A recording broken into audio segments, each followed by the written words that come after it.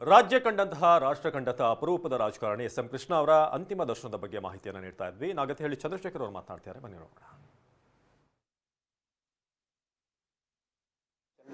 ಪಡೆದಿದ್ದೇನೆ. ಅನಂತರ ವೈಯಕ್ತಿಕವಾಗಿ ಅವರು ತುಂಬ ಓದಿಕೊಂಡಂಥ ಮನುಷ್ಯ, ಅಪಾರ ಓದಿಕೊಂಡಂಥ ಮನುಷ್ಯ. ಸಾಹಿತ್ಯದಲ್ಲಿ ಅವರಿಗೆ ಬಹಳ ಆಸಕ್ತಿ ಇತ್ತು. ಹೀಗಾಗಿ ಅವರ ಜೊತೆಗೆ ಸಾಹಿತಿಗಳ ನಂಟು ಬಹಳ ಇತ್ತು. ಆ ಒಂದು ಕೊರತೆ ಇವತ್ತು ಎದ್ದು ಕಾಣುತ್ತೆ. ರಾಜಕಾರಣ ಮತ್ತು ಸಾಂಸ್ಕೃತಿಕ ಜಗತ್ತು ಬೇರೆ ಬೇರೆ ಆದಂಗೆ ಕಾಣುತ್ತೆ. ಆದರೆ ಅವರು ಅದನ್ನೆರಡವನ್ನು ಸಮತೋಲನ ಮಾಡಿಕೊಂಡು ಸರಿದೂಗಿಸ್ಕೊಂಡು ಹೋಗ್ತಕ್ಕಂತಹ ಒಬ್ಬ ಮುತ್ಸದ್ದಿ ಅಪರೂಪದ ರಾಜಕಾರಣಿ. ವಿಶೇಷವಾಗಿ ನಮ್ಮ ಜಿಲ್ಲೆಯವರು ಅಂತ ಹೇಳ್ಕೊಳ್ಳೋಕ್ಕೆ ನನಗೆ ತುಂಬ ಹೆಮ್ಮೆ ಅನಿಸುತ್ತೆ.